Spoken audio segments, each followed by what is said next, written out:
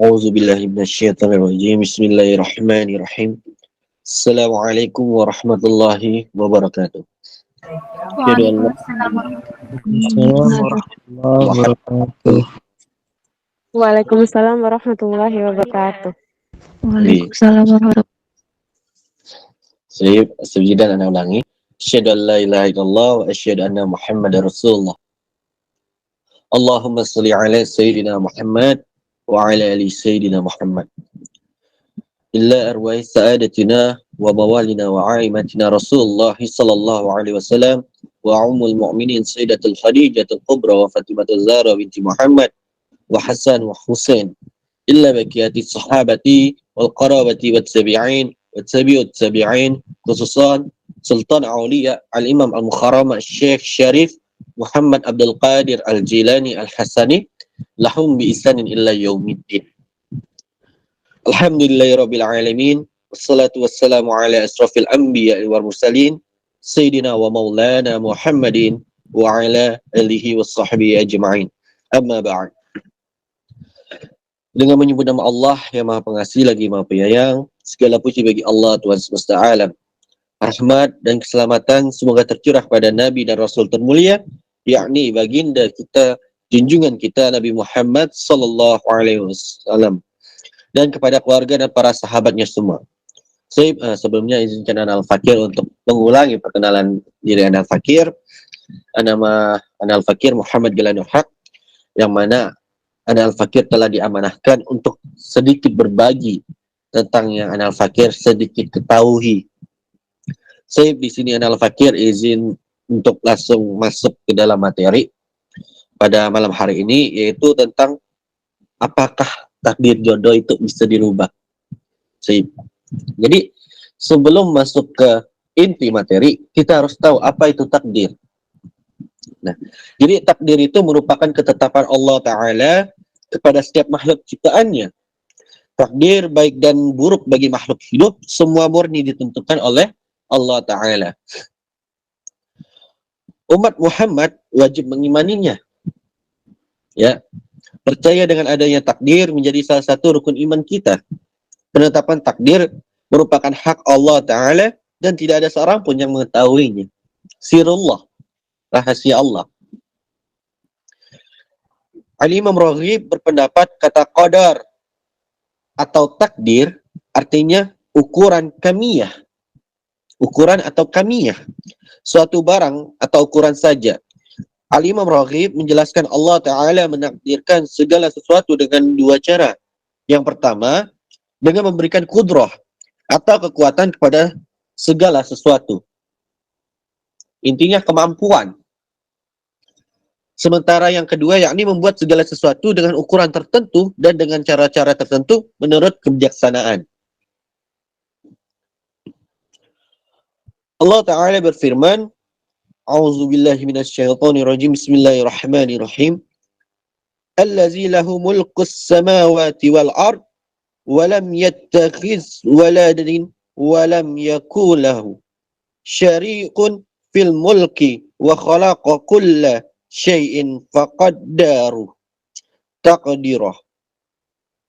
Dalam surah Al-Furqan ayat 2, yang mana artinya yang kepunyaannya lah kerajaan langit dan bumi, dan dia tidak mempunyai anak dan tidak ada sekutu baginya dalam kekuasaannya. Dan dia telah menciptakan segala sesuatu dan dia menetapkan ukuran-ukurannya dengan serapi-rapinya. Di surah yang lain, Inna kulla syai'in khalaqnahu biqadar. Artinya, sesungguhnya kami menciptakan segala sesuatu menurut ukurannya. Quran surah Al-Qamar ayat 49. Jadi takdir Allah itu meliputi segala hal yang ada di dalam alam semesta. Termasuk dalam hal ini pergantian siang dan malam, berputarnya planet di tata surya, hingga takdir yang akan dijalani oleh setiap manusia. Hukum takdir pada manusia tidak ada bedanya dengan hukum takdir pada makhluk lainnya. Karena makhluk ciptaan Allah bukan hanya manusia. Ada bangsa jin, ada para iblis dan syaitan, ada para malaikat, ada hewan-hewani. Bahkan tumbuh-tumbuhan memiliki takdir mereka tersendiri, yakni untuk selalu berzikir kepada Allah Ta'ala. Jadi konsep takdir ini sebagaimana Sayyidina Ali Al-Haidar bin Abi Thalib berkata kepada Sayyidina Al-Ash'ath bin Qais, sesungguhnya jika engkau bersabar, maka takdir akan tetap berlaku kepadamu. Dan jika engkau berkeluh kesah, maka takdir akan tetap berlaku untukmu. Dan engkau pun akan mendapatkan dosa. Adabud Dunya Waddin halaman 537.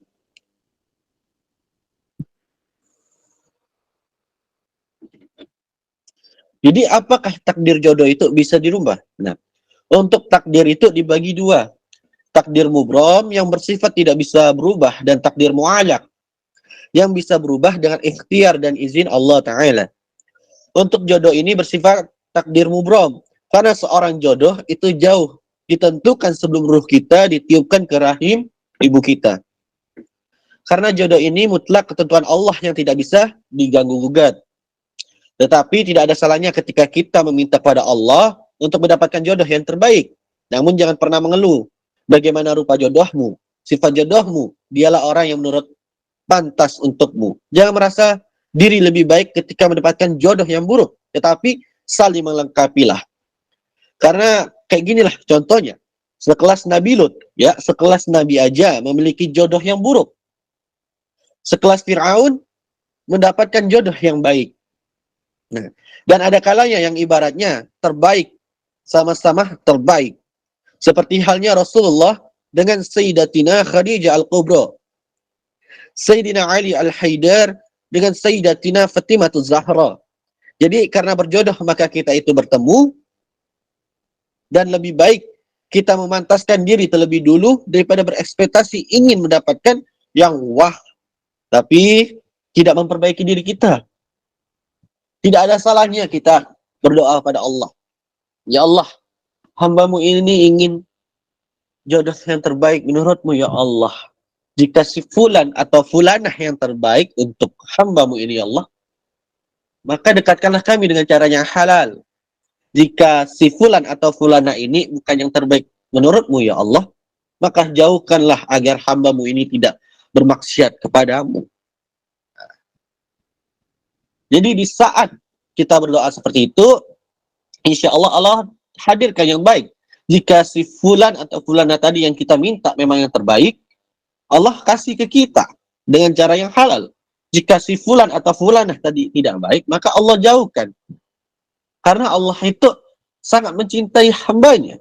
Hanya saja, hambanya ini sok jual mahal. Di saat mendapatkan ujian, malah mengeluh. Padahal ujian adalah bentuk bahwa Allah itu rindu pada hambanya. Di saat gelisah, manusia ini kadang-kadang lebih suka ngedumel. Di saat gelisah kagak jelas, malah ngedumel. Padahal Syekh Abdul Qadir pernah berkata bahwa gelisah yang dirasakan itu adalah bahasa rindu dari Allah Ta'ala. Hanya saja manusia ini tadi jual mahal, sombong. Kita ini siapa? Gitu. Jadi sedalam-dalamnya cinta makhluk lebih dalam cinta Allah Ta'ala. Kita tahu apa yang kita inginkan, tetapi Allah Ta'ala tahu apa yang terbaik untuk kita. Saking cintanya Allah itu, Allah selalu mengabulkan doa kita. Tidak pernah Allah tidak mengabulkan doa kita. Dari 100% doa kita, 150% Allah kabulkan. Lebih 50% malahan. Bahkan bisa perbandingannya 1:1000. Allah lebihkan. Contohlah orang yang sering mengeluh mengatakan Allah tidak mengabulkan doanya. Dia berdoa minta ini, minta itu. Tetapi yang Allah kasih malah berbeda. Yang dia minta tidak dikabulkan. Itu bukan Allah tidak mengabulkan. Akan tetapi sesungguhnya Allah mengabulkan dengan versi yang lebih baik. Kita tahu apa yang kita inginkan, tetapi Allah tahu apa yang terbaik untuk kita ke depannya. Bisa saja, jika kita menginginkan ini, itu bisa saja hal yang kita inginkan ke depannya malah membuat kita rugi. Malah membuat kita kesusahan. Makanya karena Allah tadi mencintai hambanya, Ia tidak ingin melihat hambanya kesusahan, ia tidak ingin melihat hambanya terluka, maka Allah kasih pengganti yang baik. Ya. Begitu juga dengan jodoh. Ada kalanya seperti cerminan diri. Ya. Dan ada pula kalanya sebagai jalan kita untuk ikhlas, untuk bersabar, dan untuk menuntun seseorang. Contoh, ada seorang alim ulama menikah dengan wanita, mohon maaf, yang tidak berhijab, pembangkang, dan lain sebagainya. Jika sang alim ulama tadi, ibaratnya itu tidak sabaran, tidak ikhlas, dan tidak memahami bahwa itu adalah jalur dia untuk mendapatkan lebih banyak pahala, dan mengajak seorang hamba Allah tadi untuk berubah menjadi lebih baik dan menjadi dekat kepada Allah, maka mereka akan bercerai. Dan ingat, perceraian Allah sangat membencinya. Dan iblis sangat menyukainya. Kenapa iblis sangat menyukai perceraian? Karena ibadah sepanjang masa itu terputus. Nikah itu, Masya Allah, sentuhan aja, sentuhan jari antara suami istri, itu dapat pahala. Itu udah masuk ke dalam hal ibadah. Beda lagi kalau sentuhan tangan, apalagi sampai ngelus-ngelus, apalagi sampai ya gitu-gitu, tangannya ngejalar kemana-mana kepada yang bukan mahram. Nah, iblis sambil tersenyum itu. Jadi jika ingin mendapatkan jodoh yang terjaga, maka jagalah diri kita sendiri. Tapi belum pasti dapat yang terjaga. Ya, setidaknya kenapa kita tidak menjaga harga diri kita? Khususnya para akhwat. Jangan tergombal dengan kata-kata ana uhibbuki fillah, ana syauki fillah. Ya, bukan zamannya lagi itu. Apalagi yang gombal-gombalnya kayak gini. Engkau bagaikan rembulan, sedangkan aku bagaikan matahari.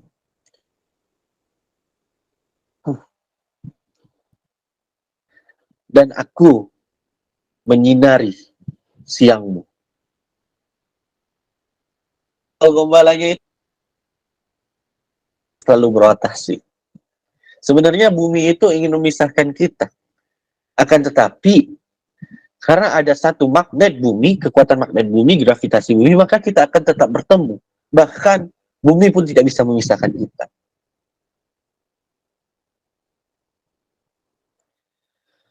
Jadi yang bilang I love you itu tetap bakalan kalah dengan yang bilang kobil tuh.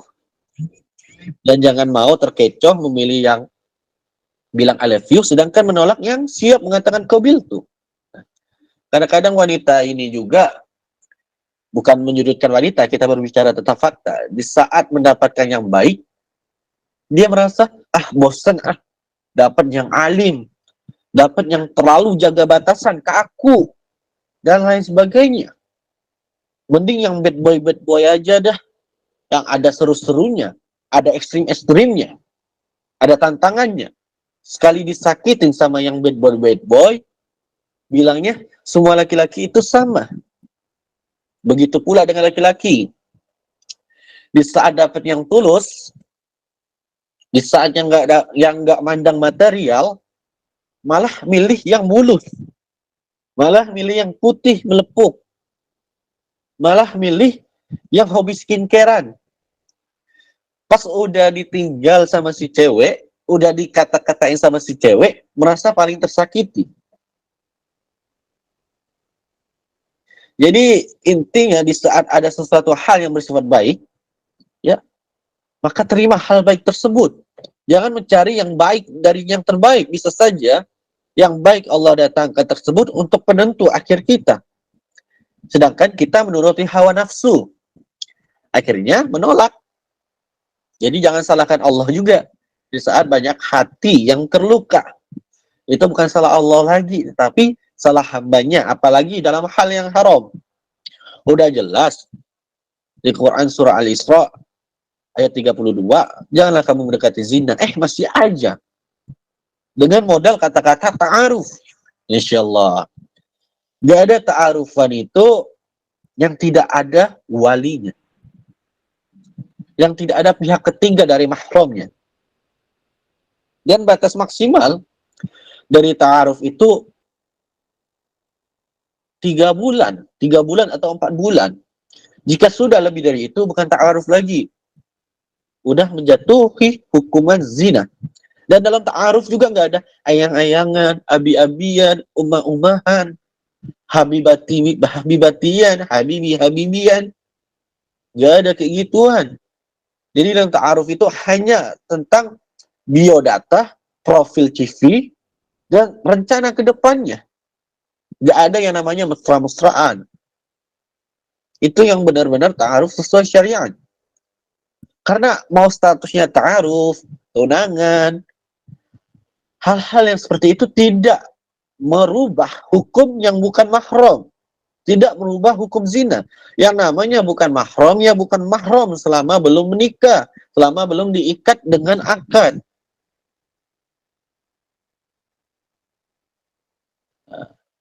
Jadi jangan mengatakan ta'aruf, isinya ta'aruf, isinya pacaran. Apalagi yang mengatakan komitmen. Menunggu 2 tahun, menunggu 10 tahun. Setelah selesai tujuan dia, bukan ente yang dinikahin. Bukan nikah sama ente, sama cowok lain, sama cewek lain. Begitulah manusia. Jangan pernah mempercayai perkataan manusia. Ya, karena jika kata-kata manusia atau mulut manusia itu bisa dipercayai, maka tidak berlaku materai. Materai 6.000, materai 10.000. Tidak berlaku cap sidik jari. Tidak berlaku pengadilan. Jika mulut manusia bisa dipercayai. Seperti itu.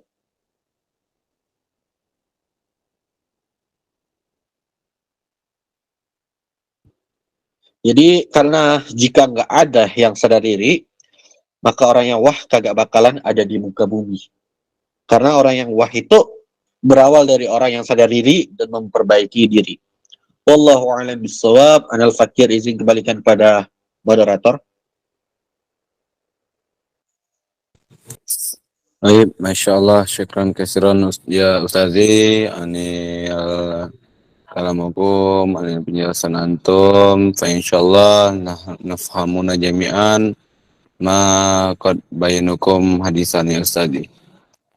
Baik, memasuki acara selanjutnya Al-Barabijul Ba'da, yakni sesi tanya jawab. Pada hari ini saya akan menunjuk 7 pertanyaan yang tercepat, 7 pertanyaan yang ke tangan, dan akan saya acak secara pribadi. Baik, tafadhol kepada Ukti dan Ahi untuk mengangkat tangan. Baik, langsung saya pilih kepada Uktina Sofi Nur Fajar Islami. Kepada Ukti Sofi Nur Fajar Islami, tafadhol untuk bertanya ya Ukti.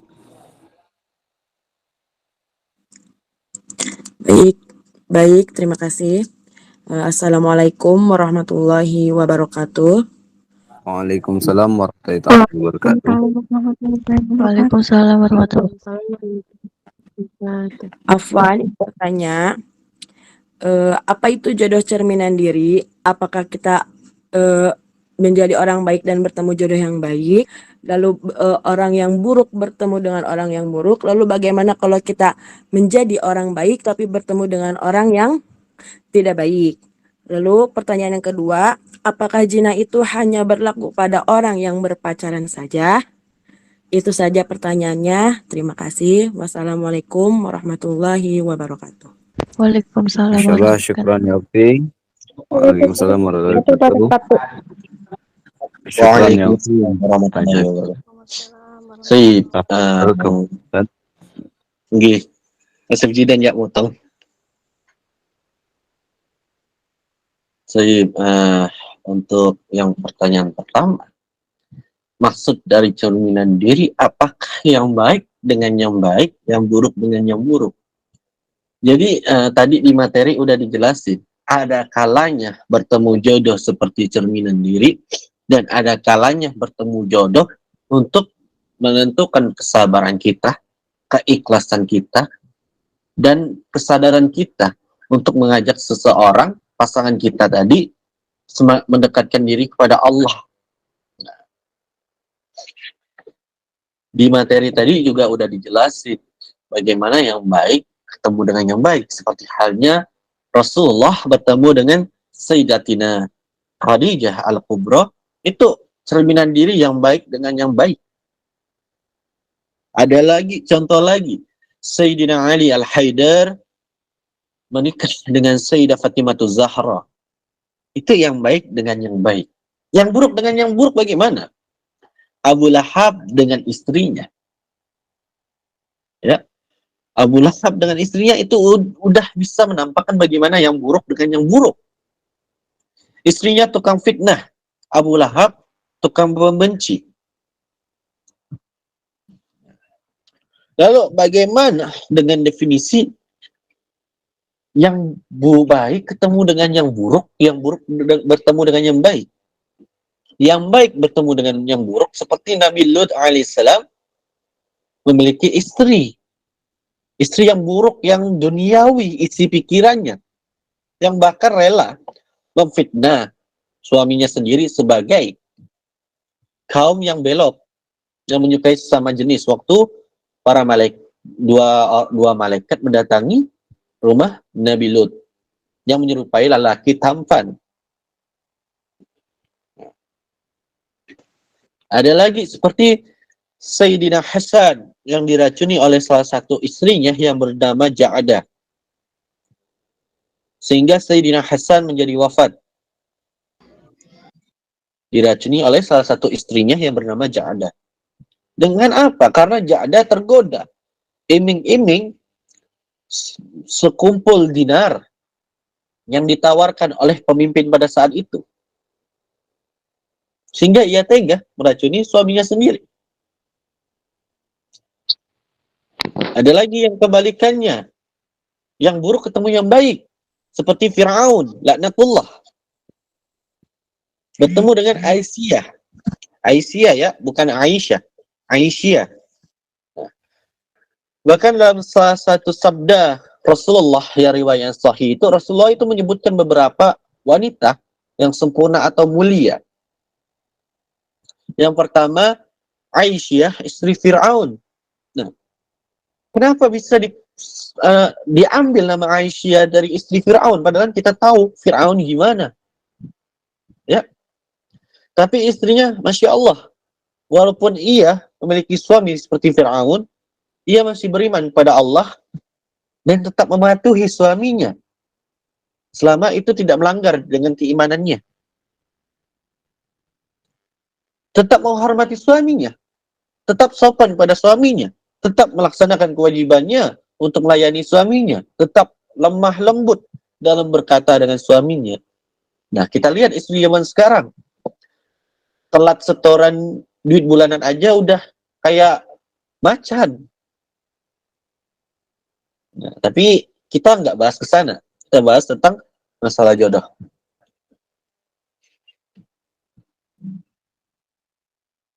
Dan wanita mana lagi? Maryam, ibu Isa. Nah, ibu Nabi Isa alaihissalam al-Masih. Nah, itu termasuk pada wanita mulia dan sempurna. Lalu siapa lagi dalam sabda Rasulullah? Istri pertama beliau, yakni Sayyidatina Khadijah Al-Kubra. Julukan Sayyidatina Khadijah itu Al-Kubra. Atau juga Hubabah, yang dicintai. Makanya dalam tawassul, yang natawassal itu natawassal bil Hubabah. Bil Hubabah itu ditujukan kepada Khadijah. Wal batulil mustaqabah. Wal batul. Batul salah satu julukan Fatimah Zahra. Nah, Sayyidah Khadijah itu Masya Allah, bahkan setelah wafatnya Rasulullah merasa sangat kehilangan Bahkan setelah jauh wafatnya, Rasulullah masih sering itu berdiam diri di bawah pohon besar. Yang mana waktu Khadijah masih hidup, Rasulullah dan Khadijah sering duduk berdua bermesraan di bawah tersebut. Bermesraannya ibaratnya lagi duduk-duduk, nyender, atau bincang-bincang, atau bermesraan, kayak candaan. Sampai setelah Khadijah wafat sangat lama, Rasulullah masih sering berdiam diri di situ. Bahkan dalam salah satu riwayat, yang mana di saat adik atau kakak Khadijah bersilaturahmi ke rumah Rasulullah dan Aisyah, itu mengucapkan salam. Rasulullah bukan menjawab, tetapi menangis. Lalu Aisyah menjawab, "Ya Rasulullah, bukankah itu adalah keluarga Khadijah? Kenapa kau tidak menjawab salamnya?" Maka Rasulullah pun menjawab bahwa salam tersebut sangat mirip dengan Khadijah. Khadijah izin untuk keluar dari rumah untuk pergi. Ya. Bahkan Khadijah menjadi satu-satunya istri Rasulullah yang mendapatkan salam langsung dari Allah. Bahkan Masya Allah, saking cintanya Khadijah kepada Islam dan kepada Rasulullah, beliau pernah berkata sebelum wafat, saat di pangkuan Rasulullah, beliau berkata seperti ini, "Ya Rasulullah, di saat engkau membutuhkan bantuanku dalam menyebarkan agama Allah, di saat aku tidak lagi berada di sisimu, maka galilah kuburanku dan gunakanlah tulang belulangku untuk menyebarkan agama Allah." Andai saja Allah tidak mengutus Khadijah untuk menjadi istri Rasulullah, mungkin Islam tidak seperti ini. Mungkin Islam tidak sampai ke masa kejayaannya. Mungkin Islam tidak pernah merasakan masa kejayaan. Bahkan mungkin Islam bisa hilang. Sebagaimana agama-agama para nabi sebelumnya yang mulai hilang. Namun Masya Allah, petunjuk Allah dan bantuan Allah kepada Rasulullah melalui Sayyidah Khadijah itu sangat bermanfaat bagi umat. Dan herannya, sangat sedikit umat yang mengetahui kisah Rasulullah dengan Khadijah. Padahal di saat para wanita-wanita menghina Rasulullah, para orang kafir memusuhi Rasulullah dan mengincar Rasulullah, Khadijah yang pertama kali mempercayai Rasulullah dan siap melindungi Rasulullah. Bahkan Khadijah tidak pernah mengeluh sama sekali. Di saat Khadijah menyusui Sayyidatina Fatimah Zahra, bukan lagi air susu yang keluar, tetapi sudah darah. Kenapa? Karena Khadijah tidak makan, Rasulullah juga tidak makan, hanya minum air putih. Karena harta Khadijah sudah habis untuk berdakwah di jalan Allah. Tetapi Khadijah tidak mengeluh. Bahkan Rasulullah sampai tersentuh, sampai menangis dan meminta maaf pada Khadijah. Masya Allah. Jadi balik lagi, ada kalanya bertemu yang ibaratnya itu wah, ada kalanya bertemu untuk cobaan. Tetapi di saat kita bisa mengatasi cobaan, maka kita akan mendapatkan yang wah.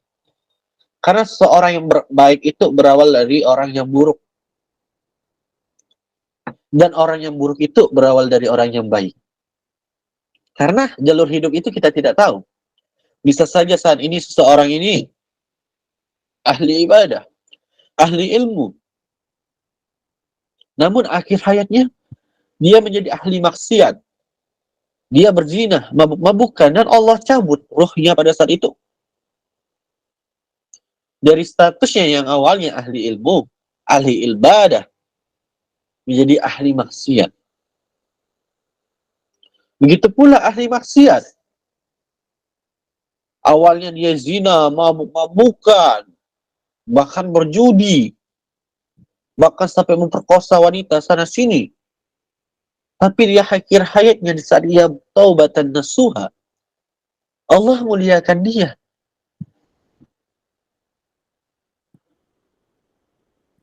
Nah, begitu pula di saat kita mendapatkan pasangan yang bersifat cobaan, bisa saja ia menjadi lebih baik daripada kita. Jadi ada kalanya jodoh itu cerminan diri, ada kalanya jodoh itu cobaan. Atau juga bisa jadi jalan untuk kita kembali pada Allah. Di saat sifat kita buruk, menemukan jodoh yang baik, itu jalan kita untuk menemukan jalan kembali kepada Allah. Dan cerminan yang baik itu tidak akan pernah ada jika tidak ada yang memulainya lebih dulu. Siapa yang memulainya lebih dulu? Haruskah orang lain? Haruskah lawan jenis kita? Tidak. Harusnya diri kita pribadi. Dengan awal perbaiki niat. Nawaitu fi qalbi, la nawaitu fil wajh.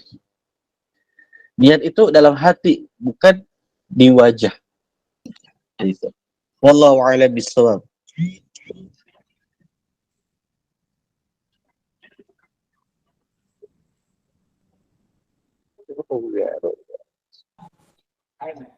Baik, Masya Allah, syukran kasiran Ustazi anil bayanikum lisan fa insyaallah nafhamuna jami'an ma qad bayanakum hadisan ya Ustazi.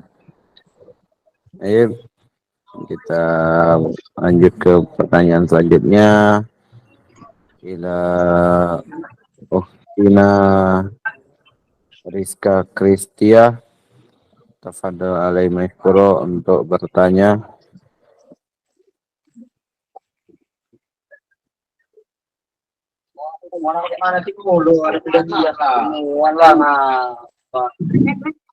Baik, Assalamualaikum warahmatullahi wabarakatuh. Waalaikumsalam warahmatullahi wabarakatuh. Perkenalkan, nama saya Rizka Kristia, usia 27 tahun dari Surabaya. Sebelumnya saya mohon maaf kalau misalkan apa yang saya ingin tanyakan itu mungkin ada beberapa dari peserta forum ini mungkin mengalami hal yang sama dengan apa yang ingin saya tanyakan. Yang ingin saya tanyakan, sebelumnya mohon maaf, mau saya cerita sebentar, sedikit saja, bahwa terkait takdir jodoh ini,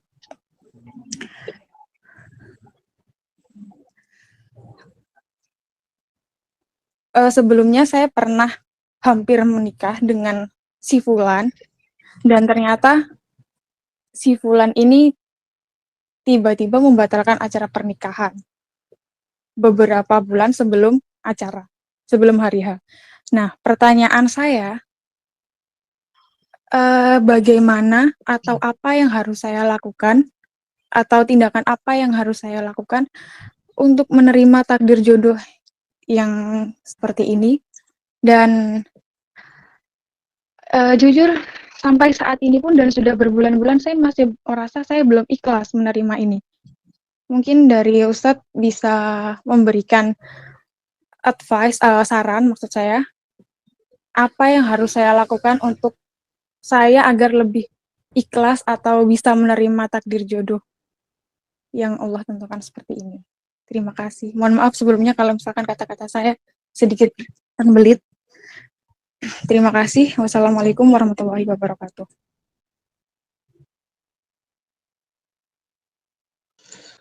Waalaikumsalam warahmatullahi wabarakatuh.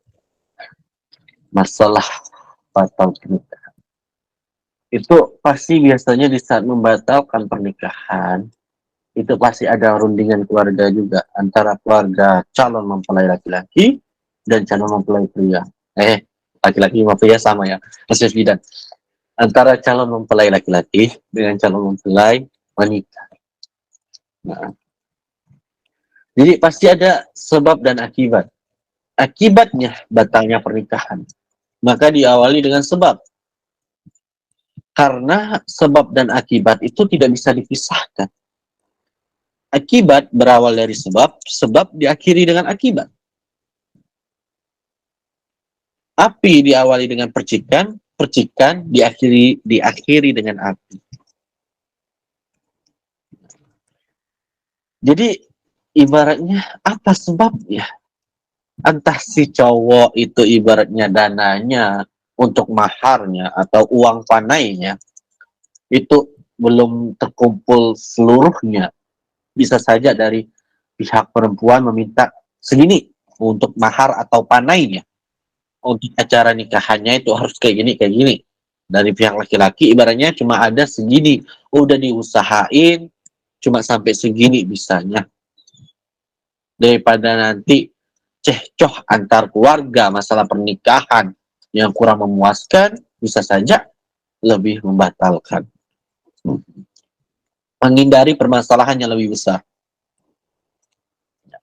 Yang kedua, bisa saja adanya perselingkuhan antar si wanitanya yang hobi keluar sama cowok dengan kata temen, atau si cowoknya yang hobi ngedate cewek dengan kata teman lama. Itu udah masuk perselingkuhan. Perselingkuhan haram tapi karena belum sah kan. Nah, yang ketiga, karena sebab tidak membatasi interaksi dengan lawan jenis. Friendly lah bahasa sekarang nih. Friendly. Atau sasimo. Sana sini mau. Tetapi kalau bahasa kampung tetap lon. Gak perlu dijelaskan. Laki-laki maupun perempuan. Bisa saja si wanitanya itu friendly. Dengan nganggap, kamu kok proses. Ya, kamu kok cemburuan banget. Itu cuma temen loh, kami nggak ngapa-ngapain. Cuma cetan doang. Apalagi yang sampai disembunyi-sembunyiin cetannya. Apalagi yang sampai keluar. Nggak bilang-bilang si calonnya. Begitu pula dengan laki-laki. Gombal sana, gombal sini. Dengan kata, cuma candaan kok. Just kidding.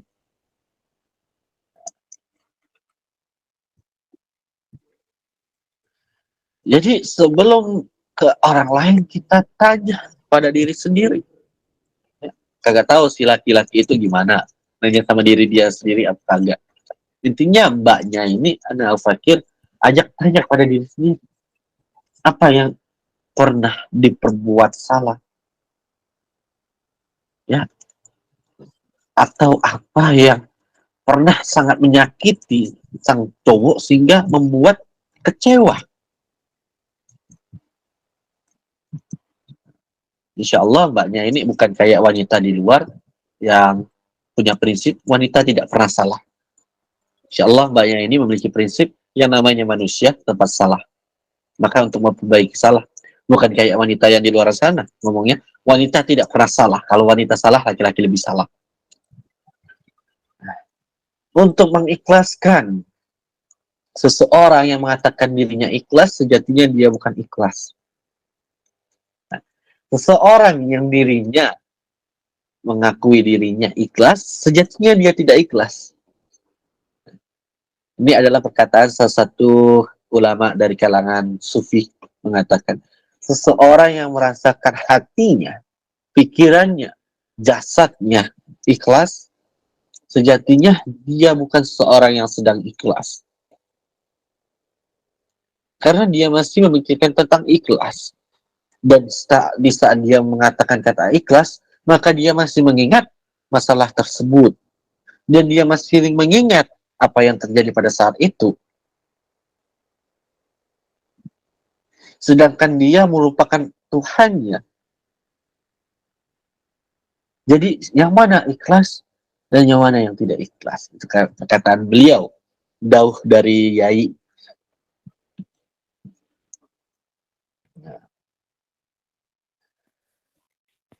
Bagaimana cara menerima takdir jodoh? Tadi sudah disebutkan, bukan tentang takdir jodoh aja, untuk seluruh takdir. Apa yang kita inginkan belum tentu baik untuk kita, tapi yang Allah tentukan itu pasti yang terbaik untuk kita. Allah ibaratnya Allah takdirkan berpisah di sini kisahnya.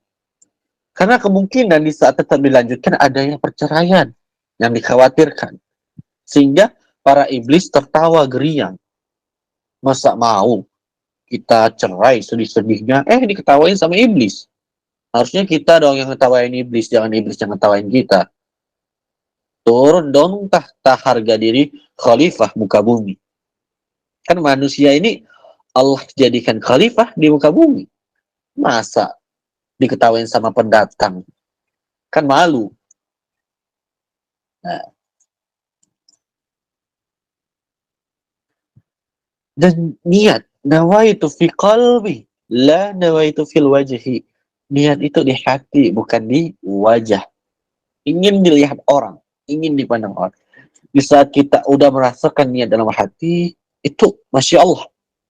Salat enak. Ngadepin masalah apa? Lah tazan. Innallaha ma'ana.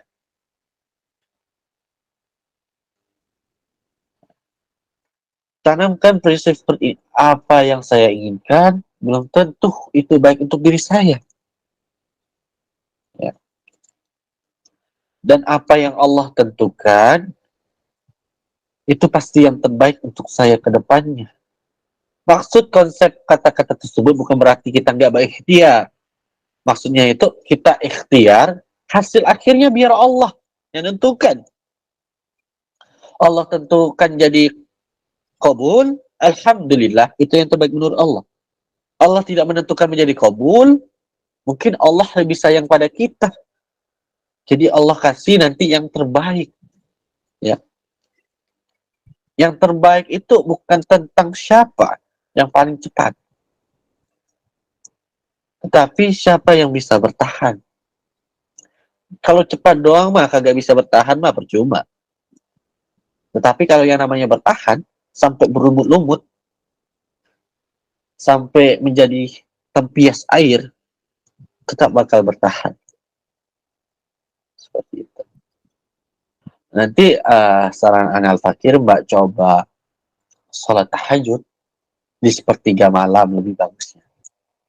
Sepertiga malam di setiap waktu takbir atau ihramnya, pas Allahu Akbar itu coba tarik nafas dulu dari hidung, tahan, pas ngomong Allahu Akbarnya itu tarik nafas, tahan, Allahnya, Akbarnya lepasin, pas tangan bersedekap. Insya Allah rasa salat itu lebih nikmat. Itu kata Kiai Anal Fakir itu adalah zikir hati dan zikir jahar. Di saat hati yang berzikir merasakan nafasan yang diikuti asma Allah, mulut jahar, suara yang terdengar Allahu Akbar. Insya Allah. Dan coba curhat kepada Allah. Sampai nangis-nangis kalau apa-apa, kalau sama Allah, janganlah manusia. Sama Allah, apalagi ma besti, hati-hati ma besti. Karena musuh terbesarmu itu bukan musuhmu, tetapi orang terdekatmu. Nah, jangan kau terlalu membenci seseorang karena kau suatu saat bisa menyukainya. Jangan kau terlalu menyukai seseorang karena suatu saat kau bisa membencinya. Jangan terlalu mempercayai seseorang karena suatu saat ia bisa mengkhianati. Itu manusia. Tetapi jika sama Allah, insya Allah sangat terjaga. Bahkan aib hambanya yang tidak hambanya minta untuk dijaga, Allah jaga dengan keinginannya sendiri. Apalagi jika hambanya meminta. Seperti itu. Wallahu a'lam bishawab.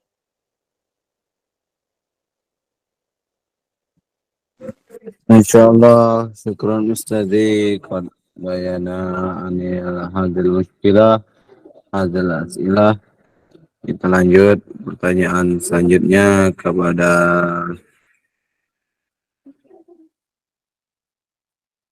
Tina Apriliatri. Tafadhol kepada Ukti Apriliatri untuk bertanya. Oke, sebelumnya terima kasih untuk kesempatannya. Assalamualaikum warahmatullahi wabarakatuh. Saya izin Saya ini mungkin cerita dari teman saya ya Kak. Mungkin agak melenceng dari temanya.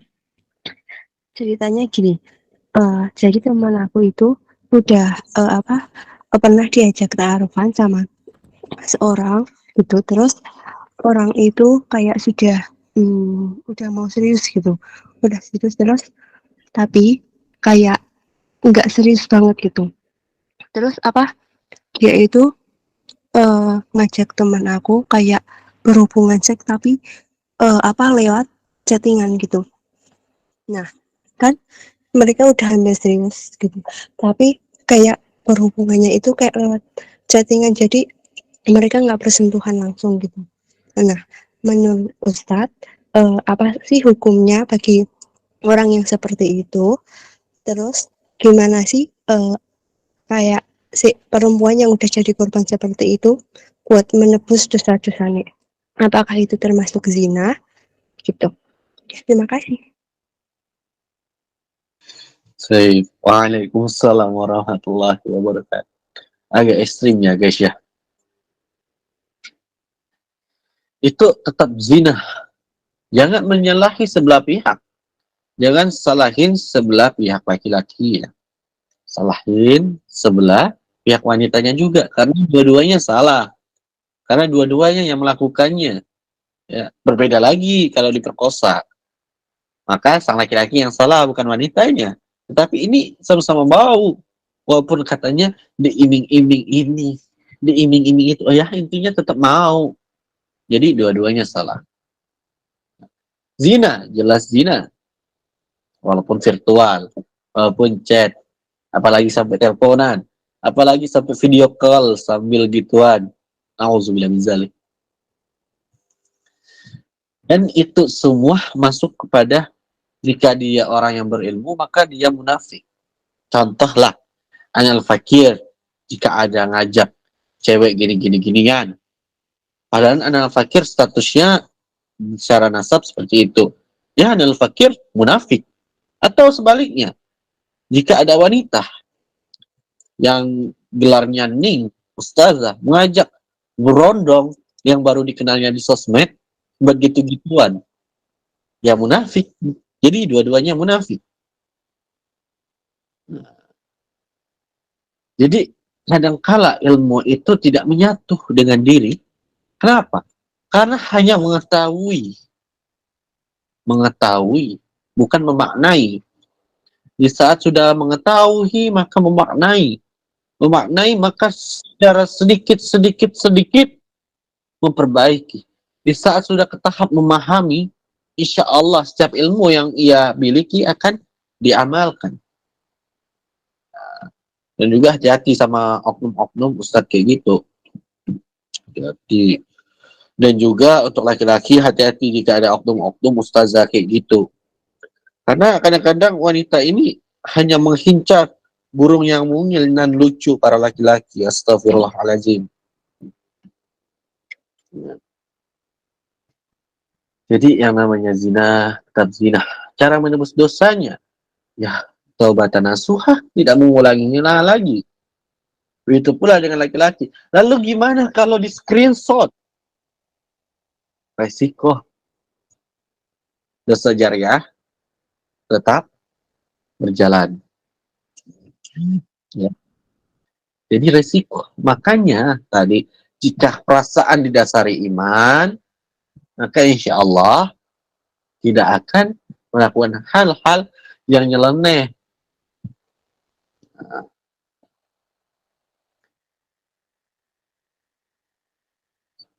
Apalagi model catan.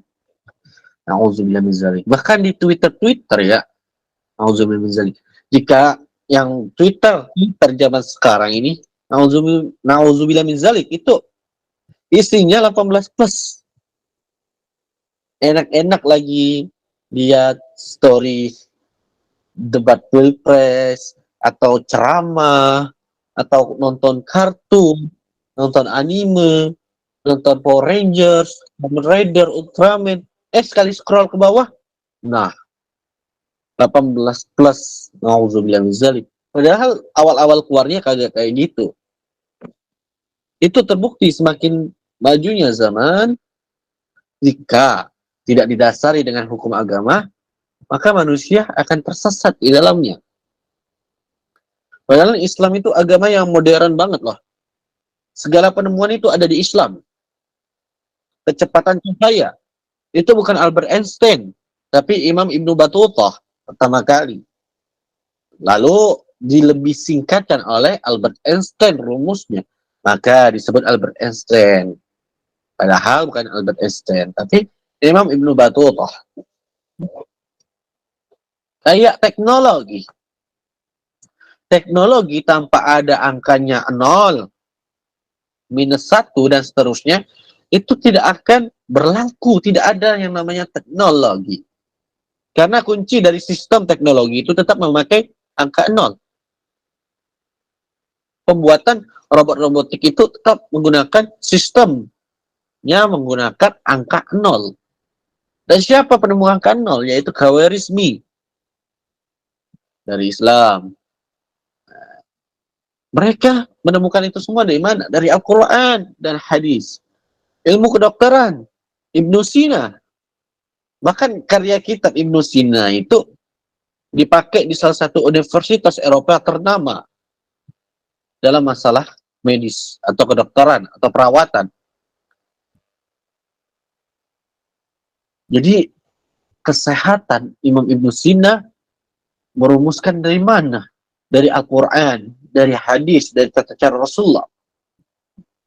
Maka salah satu dokter dari Eropa itu mengatakan, andai saja seluruh penduduk di negara-negara ini melakukan apa yang Muhammad lakukan, maka kami tidak akan memiliki gaji karena tidak ada orang sakit.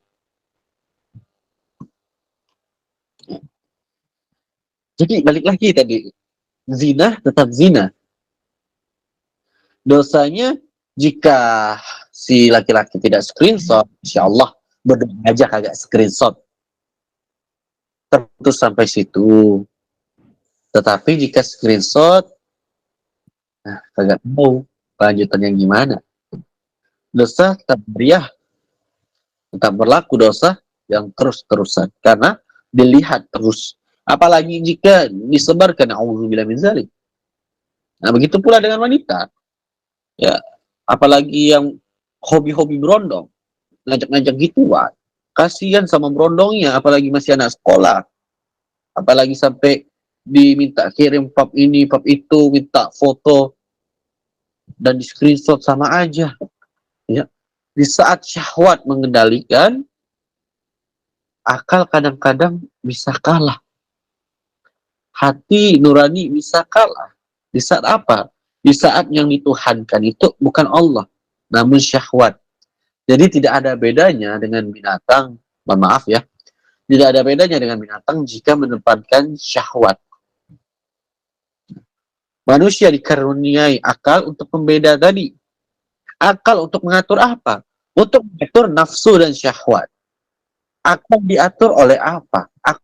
Akal diatur oleh hati. Karena jika akal tidak diatur dengan hati, maka ia akan menjadi sadis. Menjadi orang yang tidak peduli. Menjadi orang yang tegaan. Maka diatur oleh hati agar memiliki perasaan. Syahwat, nafsu, kalau nggak diatur oleh akal, cuma diikuti dengan hati, maka itu akan mengundang perasaan, mengajak hal-hal yang nggak benar. Dengan alasan cinta. Cinta bukan seperti itu, Mas Bro. Makanya akal tadi, nafsu dan syahwat tadi diatur oleh akal. Akal diatur oleh hati, hati bisa kalah oleh nafsu dan syahwat, syahwat diatur oleh akal, akal diatur oleh hati. Itu aja muter-muter. Begitu. Wallahu a'lam bishawab.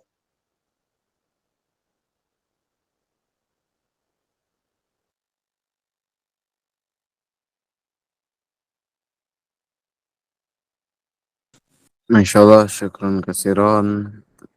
Anil qad bainakum ya ustazi.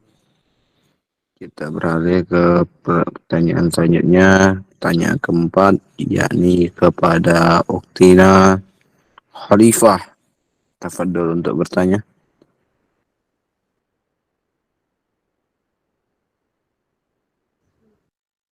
Baik, terima kasih atas kesediaan untuk bertanya diberikan kepada saya.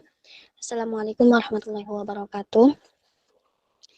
Bismillah, dari materi yang telah disampaikan, menyimpulkan pertanyaan bagaimana jika mungkin dari teman-teman sekalian ada, tapi tidak tahu juga, jika sebelumnya kan kita telah mengirimkan foto kepada yang bukan mahram kita, dan ketika mungkin kita ingin menyuruhnya untuk menghapus foto kita agar tidak timbulnya dosa jariah, namun lelaki tersebut tidak ingin menghapusnya, apakah dosa jariah itu tetap akan kita apakah dosa jariah itu tetap akan kita dapat ataukah dari laki-lakinya tersebut? Begitu saja, Kak. Waalaikumsalam warahmatullahi wabarakatuh. Ya, gimana ya? Dari kalimatnya pertanyaan ini agak menyudutkan laki-laki ya. Padahal nggak kayak gitu sih. Jangankan dari foto yang masih disimpan laki-laki jadi dosa. Pas ngirimnya aja udah dosa. Itu apa tujuannya? Pertama, ingin dilihat. Ingin ibaratnya itu kenalan. Kalau kenalan ya datang ke rumah. Bilang sama ayah, atau bapak, atau abah, atau papa, atau abi, atau buya. Mau serius. Kalau kagak serius ya ngapain tahu gitu. Indonesia mayoritasnya mazhab Syafi'i. Nah, mazhab Imam Asy-Syafi'i itu menghukumi cadar adalah wajib. Maka secara tidak langsung mengatakan maknanya bukan dalam kitabnya, maknanya yang Anal Fakir pahami. Itu bahwa wajah wanita itu sangat mempesona. Makanya jadikanlah tersembunyi. Jika di mazhab Hambali, Anal Fakir soalnya kalau bermazhab mazhab Hambali, ya, di mazhab Hambali itu mengatakan setiap wanita itu bagian tubuhnya aurat, bahkan kukunya masuk ke dalam aurat dan juga matanya aurat. Jadi kita ambil dari mazhab Hambali yang udah jelas mengatakan aurat. Soal kalau ke mazhab Syafi'i itu masalah cadar. Jadi entar takutnya bilang Anal Fakir ngarang-ngarang kitab. Karena Imam Syafi'i kan mengatakan cadar itu wajib, bukan masalah ke auratnya. Takut nanti anak bilang ibaratnya itu makna yang Anal Fakir fahami dari fatwa tersebut bahwa wajah wanita itu sangat mempesona dan lebih baik tersembunyi. Takutnya nanti dari kalangan yang lebih paham mazhab Syafi'i, Ana dibilang ngarang. Jadi lebih baik Ana ambil dari yang apa Anal Fakir jalani aja. Nah, jadi di mazhab Hambali itu masuk ke dalam aurat, ya. Kenapa bisa masuk ke dalam aurat? Ya, karena tatapan wanita itu bisa membuat laki-laki senyum. Tetapi wanita tidak mau bertanggung jawab akan itu. Tatap saling menatap. Itu udah salah, udah dosa.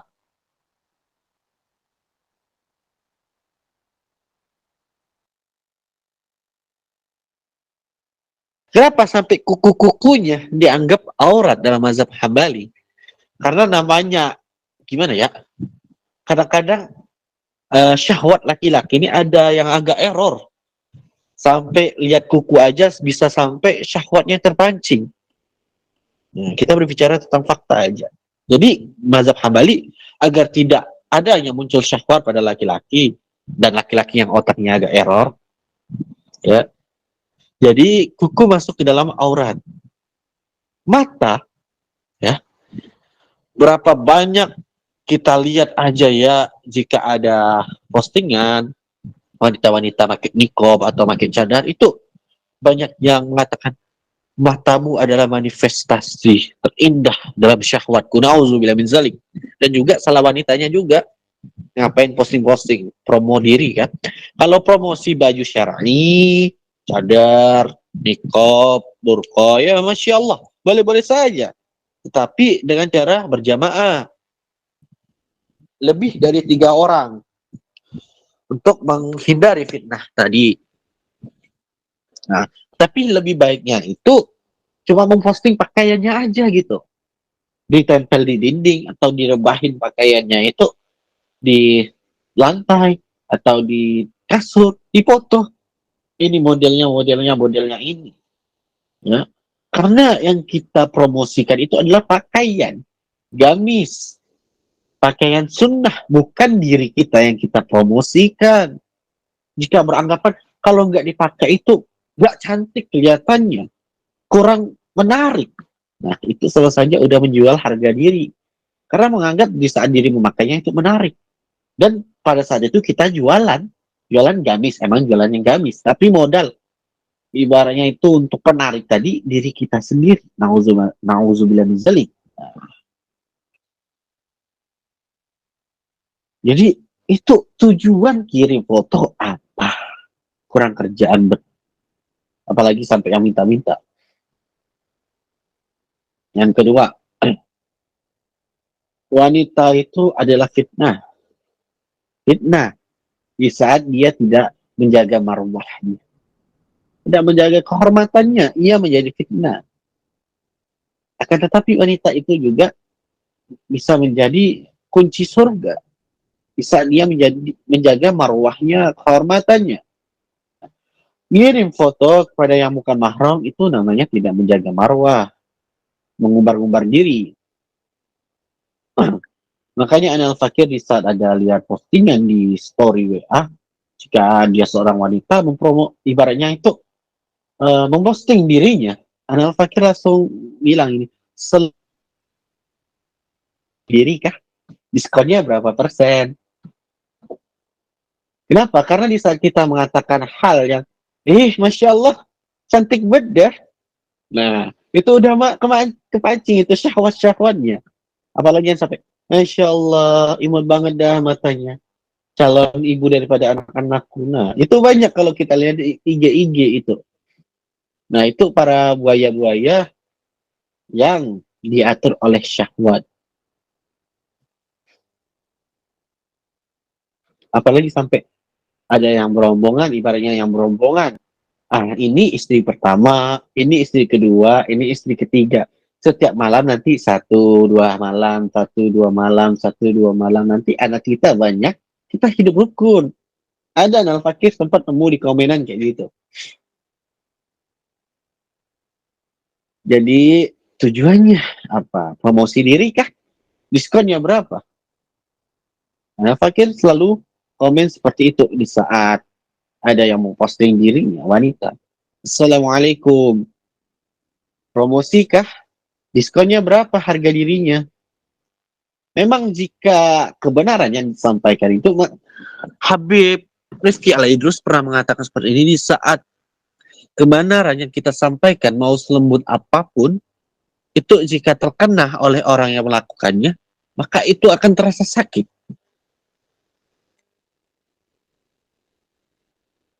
Dan juga Bu Yai Anil Fakir pernah mengatakan, jika kau mengatakan kebenaran, walaupun kau tidak sengaja menyinggung seseorang atau disengaja untuk menyadarkan seseorang, maka itu ibaratnya sebuah luka yang dikasih garam, itu sangat sakit. Atau air garam, itu sangat perih. Tetapi jika orang bisa memaknainya, bisa mengambil ibrahnya, maka orang tersebut akan sadar dan memperbaikinya. Seperti halnya kandungan air garam yang membantu mengobati luka walaupun terasa sakit, walaupun terasa perih. Nah, jadi seperti itu. Yang ketiga, apakah zina? Tentu zina. Apakah dosa jariah? Tentu dosa jariah. Tapi kan Anal Fakir udah nyuruh si cowok buat ngapus, tapi si cowok yang kagak mau, ya salah ente. Kenapa ngasih foto gitu? Namanya manusia, ada dibilang. Namanya manusia, kalau omongannya bisa dipercaya, maka tidak bakalan berlaku itu namanya materai 6.000, materai 10.000, cap sidik jari kagak berlaku, bahkan KTP kagak berlaku. Kenapa? Ada KTP biar orang ada bukti kalau dia memang namanya si Fulan, tinggal di sini. Kalau kagak ada KTP, dia bisa ngaku, aneh nih, ini, tinggalnya ini, padahal bukan orang situ. Kenapa sidik jari? Bisa aja dia kagak ngaku, ada kasus pembunuhan, ada bekas, ibaratnya pisau, nancep. Tidak, tes sidik jari, cuma modal omong. Bukan aneh yang bunuh, dia bunuh diri. Padahal faktanya dia yang bunuh. Tetapi dia cuma modal ngomong. Makanya perlunya sidik jari. Untuk kasus-kasus yang lainnya juga. Dosa jauh-jauh, contoh HP doang lah. Kalau pakai sandi ya. Kenapa ada sandi? Biar bukti, kalau orang yang tahu sandi, pasti ibaratnya lebih besar kemungkinannya itu miliknya. Ya. Kalau orang ngaku ada HP jatuh, ngaku-ngaku, ini HP aneh. Nah, terus kita cuma modal percaya omongan, padahal bukan HP dia. Kita kasih, padahal dia juga nggak tahu sandinya. Nah, makanya perlu saat terbukti bahwa ucapan manusia itu tidak bisa dipercaya. Wallahu a'lam bishawab.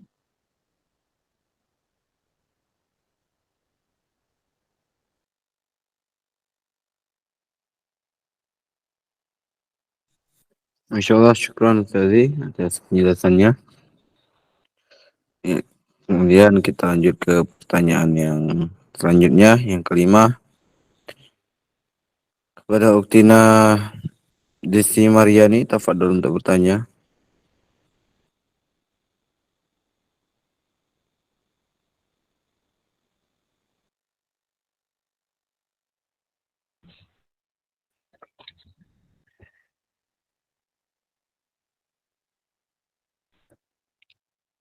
Assalamualaikum warahmatullahi wabarakatuh. Waalaikumsalam warahmatullahi wabarakatuh. Oke, jadi gini. Mohon maaf nih, ada melenceng dari pertanyaan. Jadi kan di sekolahan aku itu banyak gitu orang yang pacaran gitu, berdua-duaan di dalam kelas gitu. Sudah menegur, tetapi dia yang malah nyolotnya gitu.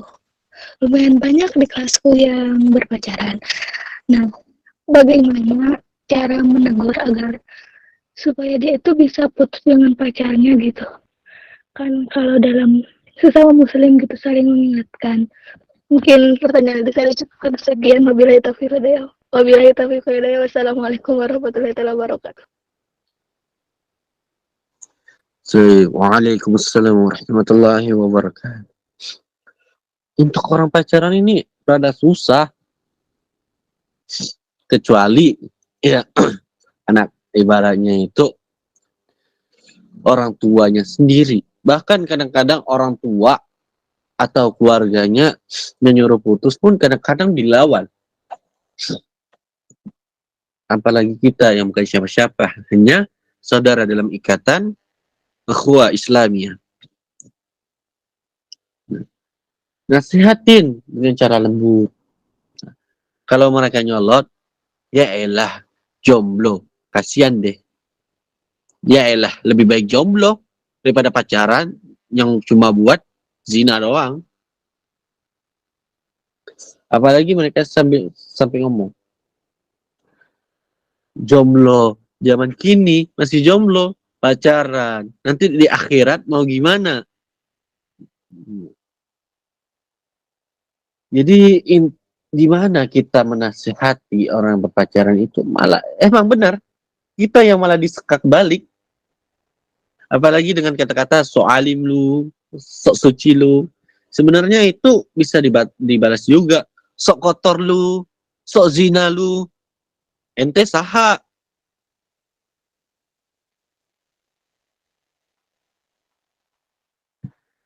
Di saat kita menasihati seseorang, dia mau menerima atau tidak, itu bukan urusan kita.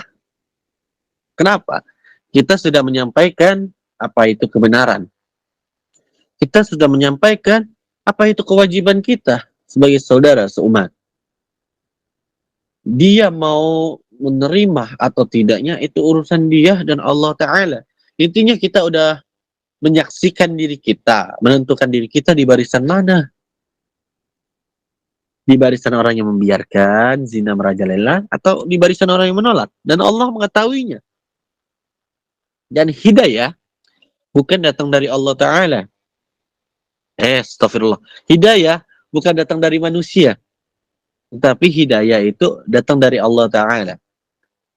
Ente mau ceramah ya, sampai 24 jam di masjid, buat nyuruh orang sholat, kalau Allah kagak kasih hidayah, kagak bakalan tuh orang sholat. Tetapi Allah selalu memberi hidayah. Hanya saja, tadi manusia sombong. Udah diperhatiin sama Yang Maha Kuasa, malah sok sombong jual mahal lagi. Entar pas dihisap, salah aneh apa? Apa salahku? Terus dijawab sama malaikat, kan ente sombong sama Allah, ya kami juga sombong sama ente. Apalagi orang-orang yang mengatakan pacaran ini lagi tren-trennya Allah. Buka-bukaan itu lagi tren-trennya Allah. Unboxing-unboxingan sebelum nikah itu ada tren-trenannya Allah.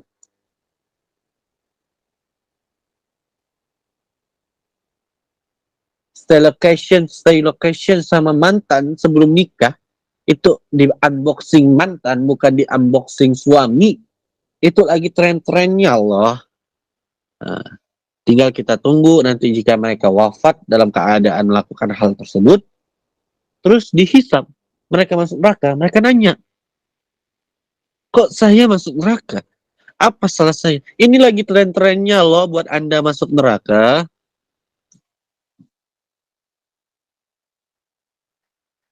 Jadi kita nasihatin dengan cara lembut. Tidak bisa lembut, kita dengan cara tegas. Batas itu 3 kali. Jika udah lebih dari 3 kali, kita udah keluar dari hukum wajibnya untuk menasihati. Tapi karena kita peduli kepada ukhuwah Islamiyah, jadi kalau bisa banyak-banyak, kenapa kagak? Sampai kuping mereka merah ya, gas wae. Tapi tadi hidayah datang dari Allah. Jangan merasa seseorang itu bisa taubat karena ucapan kita. Ucapan kita itu hanya perantara. Taubat itu hanya dari Allah. Allah menentukan siapa yang ia kasih hidayah, tapi Allah selalu memberikan hidayah kepada hambanya. Tetapi hambanya yang sombong, masih ada keakuan di dalam dirinya. Keakuan dalam dirinya itu masih kuat.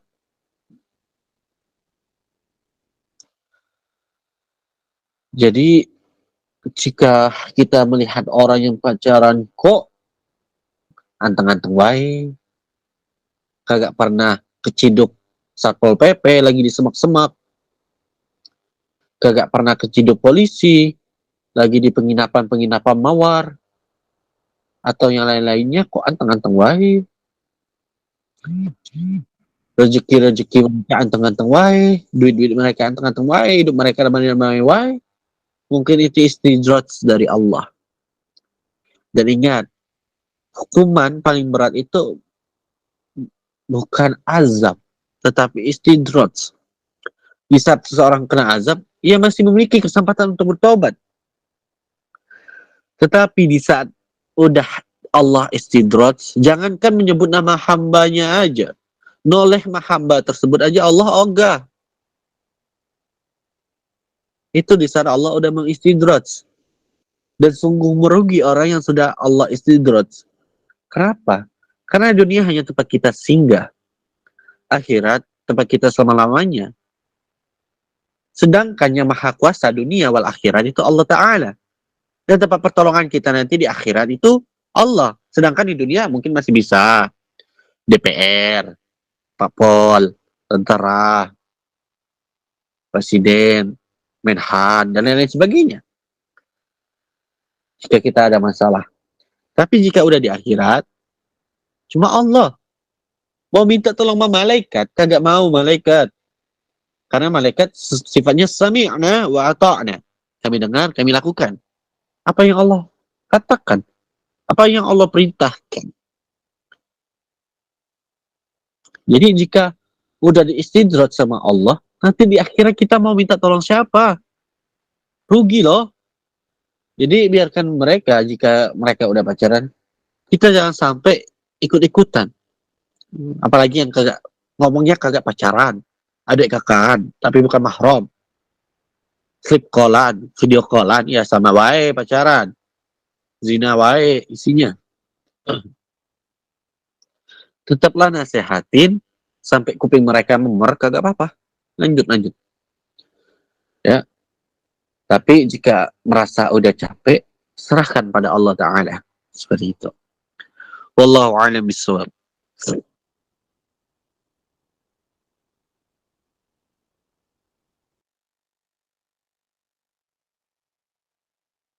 Baik, pertanyaan yang terakhir kepada Uktina Ramina, tafadhol untuk bertanya.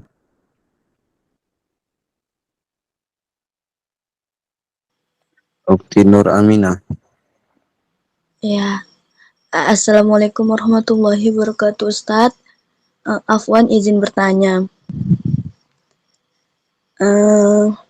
Gimana sih Ustadz cara menghindari zina? Karena kan kita hidup di dunia ini tidak luput dari kesalahan dan dosa. Gimana sih konsisten untuk menghindari zina itu, Ustadz? Apalagi kan bagi perempuan, seperti yang Ustadz bilang tadi, sumbernya fitnah. Terima kasih Ustadz. Assalamualaikum warahmatullahi wabarakatuh.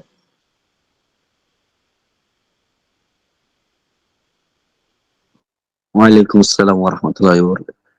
Asef Jidan boleh diulangi? Putus-putus tadi. Entah jaringan Anda putus-putus atau emang dari sana.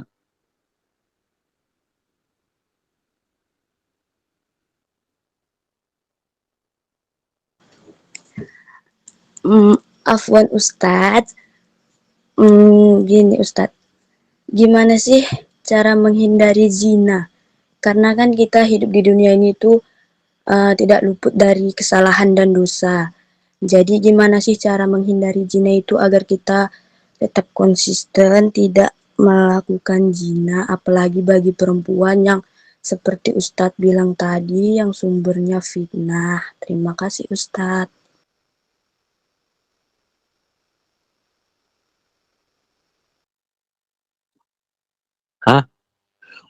Mas moderator, ini emang jaringan Anal Fakir yang putus-putus atau emang dari Mas juga putus-putus? Afan Ustadi, memang sebelumnya mohon maaf. Kayaknya jaringan antum Ustaz.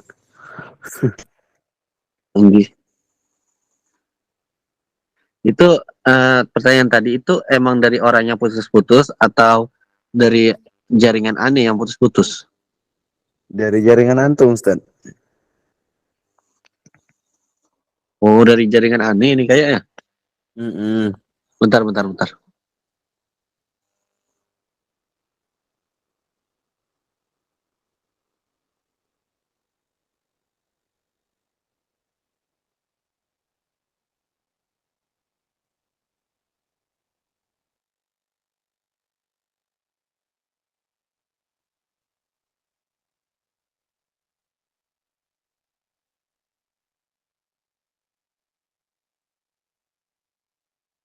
Betul. Asef Jidan bisa diulangi lagi. Udah baikan belum suara Anal Fakir? Kepada Ukti yang bertanya tadi, silakan diulangi lagi. Mohon maaf karena kendala jaringan.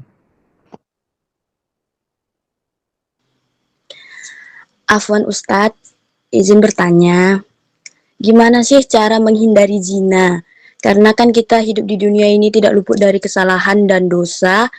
Jadi gimana sih cara agar tetap konsisten tidak melakukan zina, apalagi bagi perempuan yang seperti Ustadz bilang tadi sumbernya fitnah. Terima kasih.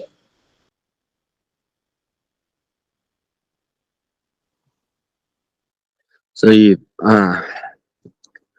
segala sesuatu itu diawali dengan niat. Nah, niat itu niatnya di mana lokasinya? Nawa itu fi qalbi. Ya. Niat di hati. Di saat hati yang udah berniat, insya Allah ya bisa terjaga. Jangan gimana caranya agar tidak terkena zina atau ikut-ikutan zina. Gampang loh. Kagak usah mau yang namanya zina. Ya. Bisa membedakan mana yang namanya perasaan, mana yang namanya syahwat. Bisa membedakan mana yang namanya cinta, mana yang namanya kagum. Menghindari komunikasi yang berlebihan dengan laki-laki yang bukan mahram. Ya, berkomunikasilah sesuai dengan uzur syar'inya. Jika ada uzur syar'inya, silahkan berkomunikasi. Entah ada kepentingan pelajaran, kerjaan, mata kuliah, nitip absen, atau pengen mesen ini, mesen itu, ya silahkan. Tetapi jangan membahas sesuatu hal yang nggak guna. Udah mamam belum? Udah tidur belum? Kagak guna. Kalau belum makan gimana? Emang mau ngasih makan? Emang mau ngasih beras? Ya, gitu. Apalagi gombal-gombalan cowok-cowok sekarang. Jangan lupa nanti mimpiin aku ya, nanti baca aja sholawat kepada Nabi Muhammad. Insya Allah bisa mimpi aku kok. Nauzubillah min zalik. Udah bawa Nabi Muhammad dipakai buat zina pula. Wong edan iku. Di saat kita bersolawat sebelum tidur itu bukan buat melihat si sopo-sopo iku, si doi-doi, apalagi yang bahasanya keras-kerasan sekarang nih. Solawat demi mimpiin si haram tadi, ya kagak mungkin. Yang namanya solawat demi hal yang halal. Justru kalau solawat itu mintalah untuk mimpi bertemu Rasulullah. Ya. Jangan bermimpi yang lain. Tapi dalam Islam itu dipantau tentang mimpi. Mimpi yang terjadi pada satu hari, satu malam, itu kembang tidur. Mimpi yang wajar-wajar baik. Hiasan-hiasan tidur. Yang kedua, 2 hari 2 malam, itu yang dimasuki oleh bangsa jin dan iblis serta setan. Ya. Setan itu bukan pocong dan lain-lain sebagainya. Itu bangsa jin. Kagak ada yang namanya hantu. Kalau ada yang namanya pocong, kuntilanak, dan lain-lain sebagainya itu kagak mungkin Majapahit bisa menguasain daerah hutan-hutan belara. Bahkan kagak pernah itu ditemukan dalam prasasti Majapahit, Sriwijaya maupun kesultanan. Ada prasasti yang mengatakan daerah ini wilayah kuntilanak dan pocong dan lain-lain sebagainya. Kuntilanak, pocong dan lain-lain sebagainya itu hanyalah bangsa jin. Tidak ada yang namanya hantu. Ya.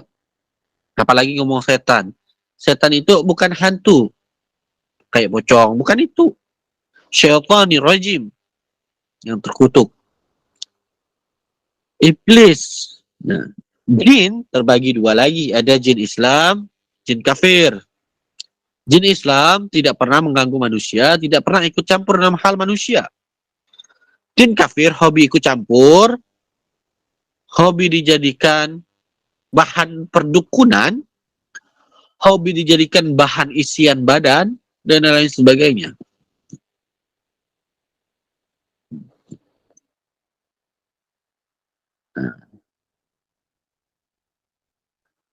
Jangan dekati sesuatu hal yang bersifat zina, apalagi sampai gitu. Jangan teleponan jika tidak ada uzur. Jika masih bisa, jika ada uzur masih bisa chat. Saya ibaratnya mau nitip bakso, ya kagak apa-apa, chat S, nitip bakso S 1, atau cuy nitip bakso 1 cuy. Nah, ya kagak apa-apa. Kalau teleponan tak, cuy nitip bakso cuy. Oh ya, mau berapa? Segini-segini. Baksonya yang mana? Ini, ntar ngelarat kemana-mana.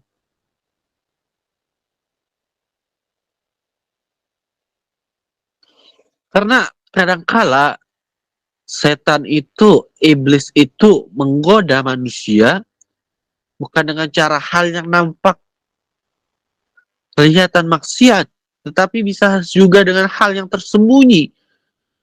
Seperti halnya ta'aruf. Ta'aruf murni diperbolehkan dalam Islam. Nah, tapi iblis masuk dalam situ untuk menggoda orang yang awal niatnya ta'aruf jadi zina. Ta'aruf bermesra-mesraan itu bukan ta'aruf, udah jatuh zina. Ta'aruf pergi berduaan itu bukan ta'aruf, tetap zina. Kenapa? Mau seseorang udah ta'aruf, udah tunangan, udah ibaratnya itu lamaran, ya tetap zina kalau mereka melakukan hal yang melanggar batas mahram. Bersentuhan tetap zina. Kenapa? Karena belum nikah. Hukum syariat, hukum Allah tidak bisa diubah dengan status Anda ta'aruf, dengan status Anda tunangan, dengan status Anda lamaran. Kagak bisa dirubah. Status halal haramnya. Kecuali jika Anda sudah nikah, maka sentuhan menjadi halal. Bahkan menjadi ibadah. Bahkan mendapatkan pahala.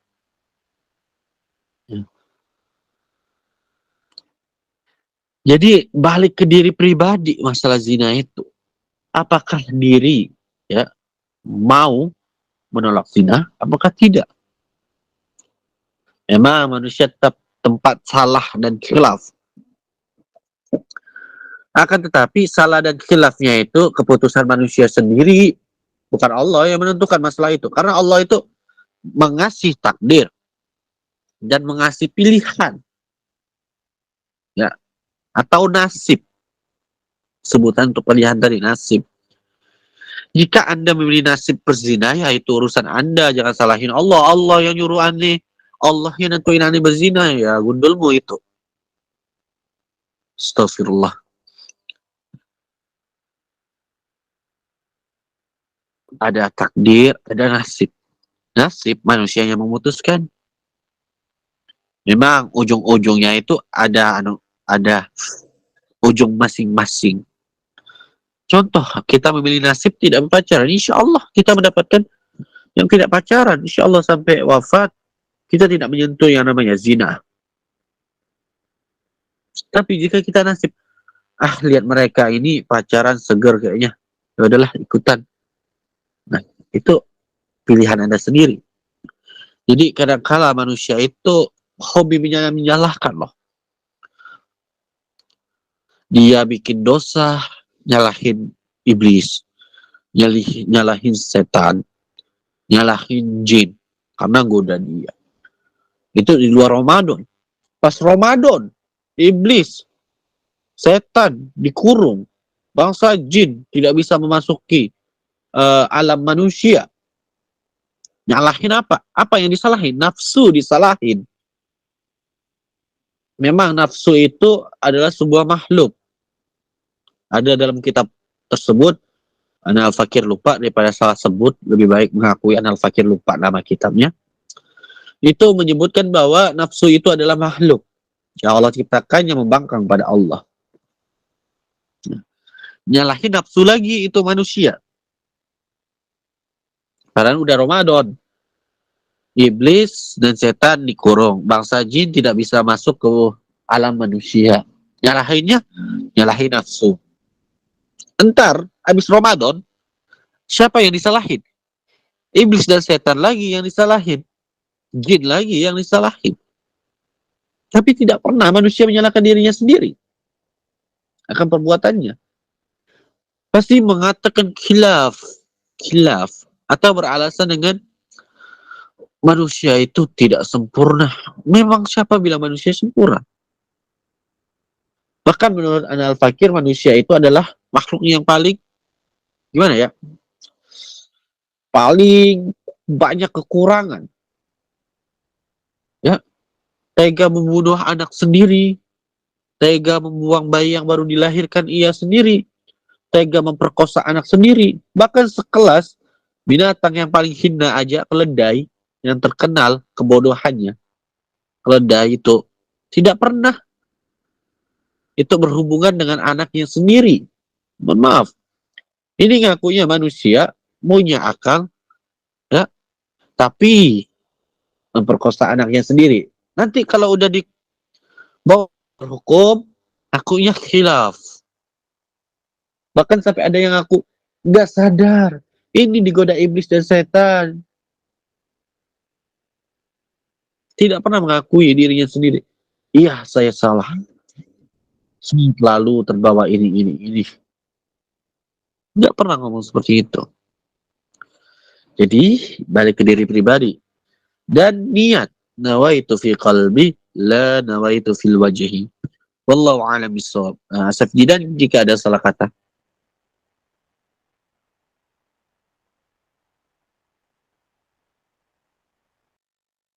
Syukran keciran ya Ustazi. Anil bayanakum. Untuk pertanyaannya Ustaz, untuk pertanyaan terakhir ini Ustaz, Afan ada dari founder kita, dari temannya, yang mana ada yang izin bertanya tadi. Pertanyaan terakhir dari Kak Eni Wijayanti. Kak, saya ingin bertanya, kisah saya sendiri dari bayi, saya sudah dibuang dan yang menemukan saya merawat saya sampai dewasa. Dan saat saya sukses, saya mempunyai semuanya. Tiba datang ibu mengaku ibu kandung saya. Sejujurnya saya tidak bisa menerima itu. Ada rasa benci dan kecewa. Di sisi lain, aku nggak mau menyakiti ibu yang merawat aku dari bayi, Kak. Saya mempunyai semuanya. Saya bisa mengangkat derajat ibu saya, tapi hatiku tidak bahagia, Kak. Nah, saya ingin hati dan pikiran saya tenang, bisa maafkan. Apa yang harus saya lakukan, Ustaz? Ini dari pertanyaan dari Kak Eni Wijayanti, Ustaz.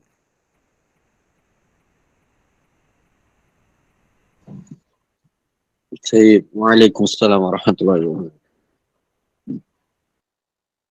Ini agak sensitif sih, karena masalah keluarga sebenarnya. Kalau apalagi masalah inti, jangan sampai orang lain yang memberi saran. Tapi kalau sekedar saran, ya jangan, nggak apa-apa lah untuk ibaratnya renungan, bukan hasutan ya. Saran dengan hasutan itu berbeda. Jika yang namanya hasutan itu ibaratnya menjerumuskan, namanya saran itu memberikan pilihan. Jadi kadangkala apalagi masalah rumah tangga ya, kadangkala rumah tangga itu cerita sama teman cowoknya, teman cowoknya mana cantik ini, aduh hai lagi, ya udahlah kita hasut aja biar cerai, ya kalau bahasa itu. Tapi kalau orang yang memberi saran, walaupun dia seorang laki-laki, dia istri orang, dia milik orang, lebih baik dia memperbaiki hubungannya. Itu pun dengan ini, Ana Al-Fakir hanya memberikan saran, bukan keputusan ataupun menghasut. Ibu, baik ibu yang merawat maupun ibu kandung, tetap ibu. Ya. Ikatan darah yang terjalin kepada ibu kandung. Namun ikatannya tidak bisa dijelaskan, tapi sangat terasa itu kepada ibu yang merawat dan membesarkan. Gimana ya? Soalnya bagi laki-laki ya, karena bagi laki-laki itu ibu itu segala-galanya. Karena Anil Fakir juga ngerasa kayak gitu. Mengikhlaskan bisa untuk memperbaiki atau memotivasi diri. Contoh ibu kandung mbak tadi ibaratnya membuang mbak, dipungut sama ibu-ibu, dibesarin sama ibu yang mbak anggap sebagai ibu mbak. Nah, itu sebenarnya bisa menjadi motivasi bagi mbak. Di saat saya nanti udah menikah, udah ada anak, maka saya tidak akan menyanyiakan anak saya akan merawat anak saya, dan saya tidak mau anak saya merasakan luka apa yang saya rasakan. Itu bisa dijadikan motivasi. Ya. Karena bagaimanapun, itu tetap ibu mbak. Itu tetap bagaimana mbak itu bisa lahir di dunia, bisa ketemu sama ibu yang merawat mbak tadi, karena udah dilahirkan sama ibu yang buang mbak. Andai saja ibu yang lahir mbak tadi nggak buang, mbak nggak bisa bertemu ibu tadi, dan bisa saja kalau ibu mbak tadi tidak mau melahirkan mbak tidak akan merasakan dunia ini. Bagaimanapun, beliau tetap memilih melahirkan mbak, walaupun beliau membuang mbak lah istilahnya. Beliau lebih memilih melahirkan mbak daripada menggugurkan kandungannya. Karena mungkin beliau berpikir jika menggugurkan kandungan, maka tidak ada lagi kesempatan buat si bayi tadi dalam kandungan. Tetapi ibaratnya jika melahirkan, entah dibuang ditaruh depan rumah orang, atau masjid, atau ibaratnya jalan-jalan orang lewat, mungkin masih ada kesempatan orang buat ngerawat.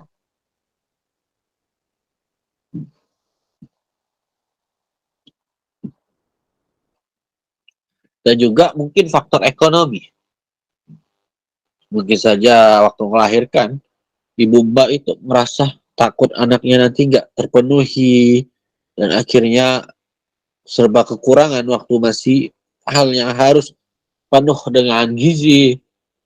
Akhirnya lebih memilih jalur untuk itu tadi. Atau bisa jadi hasil yang tanda kutip lah. Wallahu a'lam bishawab. Kita berpikir positif aja. Jadi tetaplah, jika sudah sukses, balaslah kebaikan ibu kandung mbak, karena sudah melahirkan mbak. Itu nyawa taruhannya, walaupun akhirnya seperti yang tadi, tapi itu tetap nyawa taruhannya. Apa yang bisa dikasih ya dikasih. Buat ibu yang udah ngerawat juga, apa yang bisa dikasih ya dikasih. Ya, tidak ada perbedaannya karena dua-duanya ibu. Ibu dan ibu. Ummi dan ummi.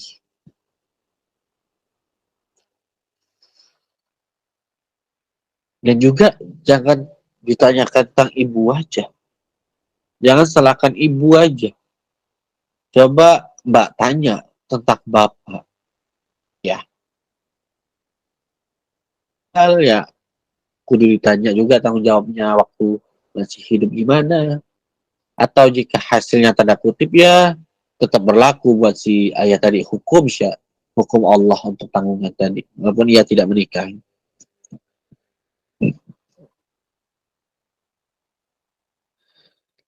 Jadi saran ana buat mbaknya, selama bisa berbuat baik, berbuatlah baik.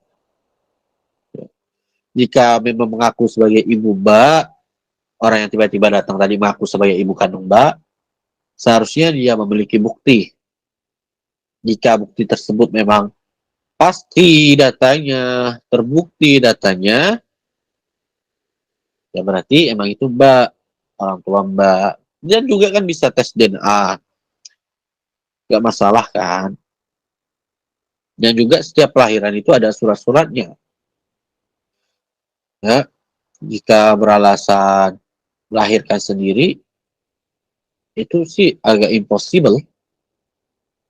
Kalau di film-film mungkin bisa jadi ngelahirin sendiri-sendiri. Kalau di film. Kalau di dunia nyata itu 0,1% selamat kalau ngelahirin sendiri. Karena orang yang lahirin udah dibantu aja masih bisa kagak selamat, apalagi yang sendiri. Kecuali di film. Nah, tuh. Jika memang terbukti ibu mbak, ya kasihlah yang terbaik. Buktikan bahwa jika si ibu kandung tadi berbuat buruk pada mbak, mbak balas bahwa mbak berbeda dengan dirinya. Mbak bisa ngasih hal yang baik dan yang positif kepada orang, bahkan pada dirinya yang telah membuang mbak. Dan bisa membahagiakan ibu yang telah merawat mbak, yang telah memungut mbak lah bahasanya, yang telah membesarkan mbak, bisa membahagiakannya juga. Membuktikan bahwa ibu yang membesarkan mbak tadi sudah berjuang dengan bukti yang sangat kuat dan lebih pantas menjadi ibu, lebih mencerminkan seorang ibu, agar si ibu kandung mbak mungkin insya Allah bisa sadar. Itu aja sih sarannya. Wallahu a'lam bishawab.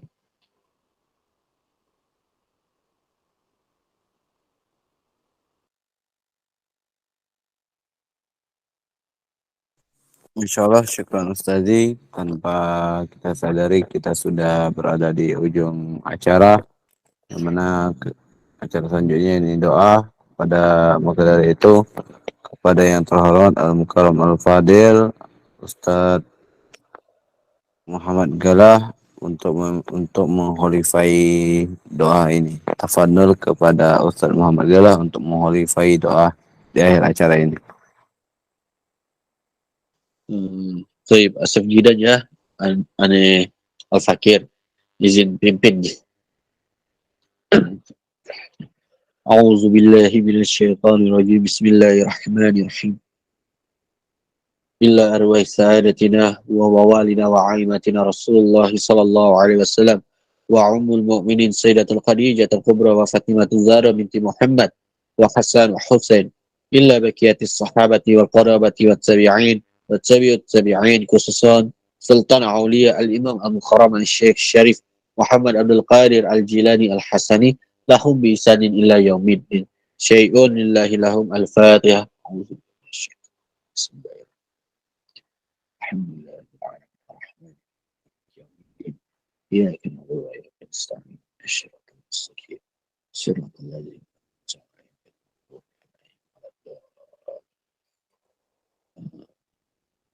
بسم الله الرحمن الرحيم.